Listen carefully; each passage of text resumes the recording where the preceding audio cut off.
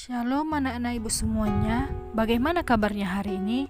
Ibu harapkan kita semuanya dalam keadaan baik.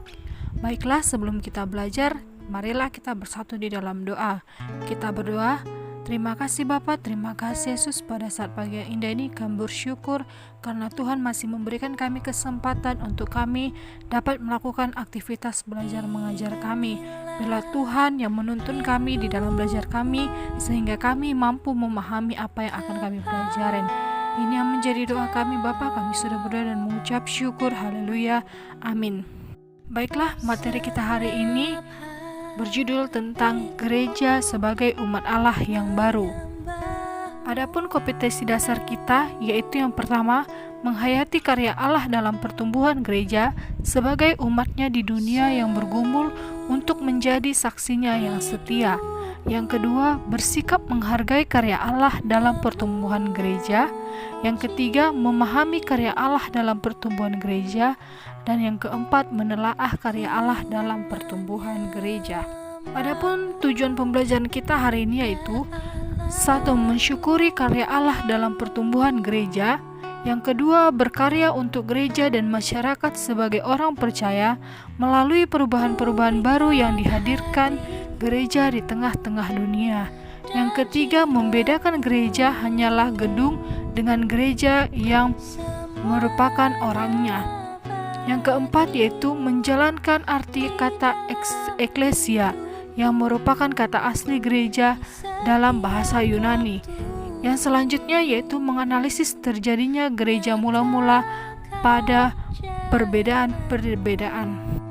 Adapun yang menjadi bacaan Alkitab kita hari ini yaitu tertulis dalam Kisah Para Rasul 21 ayat 1 sampai 47, kemudian 1 Petrus 2 ayat 9 sampai 10, dan yang ketiga yaitu Yeremia 31 ayat 31 sampai 34. Nah, baiklah, selanjutnya kita masuk ke pemahaman materi, yaitu di mana di sini dikatakan gereja bukan gedungnya.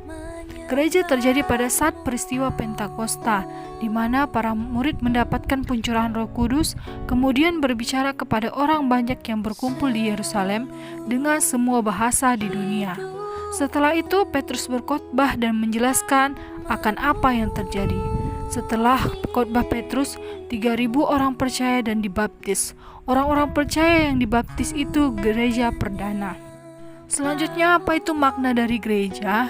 Di sini dikatakan bahwa gereja itu berasal dari kata eklesia, di mana berasal dari dua kata yaitu ek dan klesia.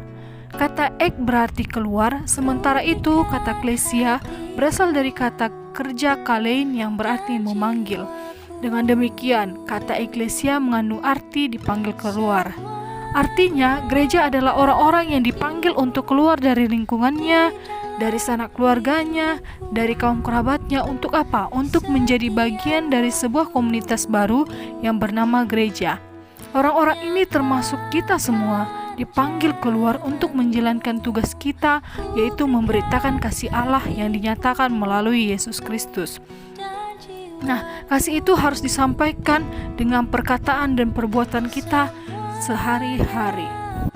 Selanjutnya dikatakan gereja sebagai umat Allah yang baru, di mana gereja perdana berasal dari orang-orang Israel sebagai umat pilihan Allah.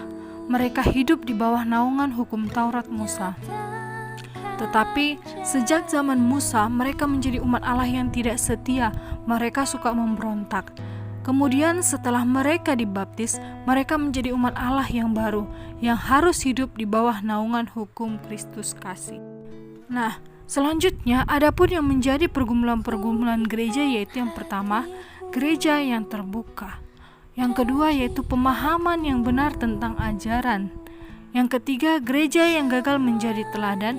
Dan pergumulan gereja selanjutnya itu hidup saling berbagi, di mana ini adalah pergumulan setiap gereja-gereja agar gereja-gereja menjadi sesuai dengan keinginan Kristus.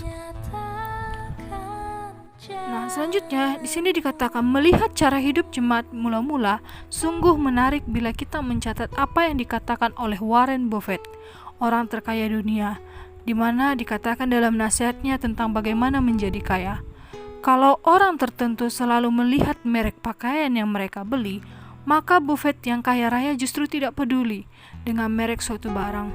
Buffett mengatakan, jangan membeli pakaian dengan melihat mereknya, tetapi belilah pakaian yang nyaman dipakai. Walaupun pakaian itu yang murah, bagi Buffett itu adalah resep menuju kaya. Nah, bagi orang Kristen perdana, gaya hidup itu didasarkan pada kecukupan dari apa yang mereka butuhkan, bukan yang mereka inginkan. Kebutuhan dan keinginan tidak sama ya. Kita dapat mengingini banyak hal, namun banyak di antaranya sebetulnya tidak kita butuhkan. Ada sebuah ungkapan dalam bahasa Inggris yang bunyi, life simple so others can simple life. Artinya, hiduplah sederhana agar orang lain dapat sekedar hidup. Bila kita hidup berlebih-lebihan, makan, minum secara berlebihan, melampaui batas kebutuhan kita, maka akan banyak orang yang hidup kekurangan.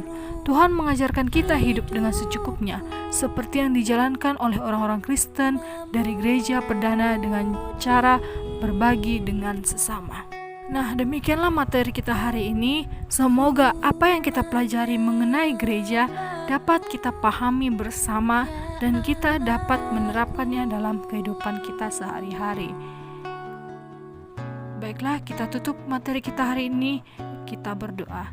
Terima kasih Tuhan, terima kasih Yesus buat kesempatan yang Tuhan berikan sehingga kami boleh mengerti dan memahami, mempelajari apa itu gereja yang sesungguhnya. Berikan pemahaman kepada kami yang daripada Roh Kudus sehingga kami dapat memahami dan kami dapat melakukannya dalam kehidupan kami sehari-hari.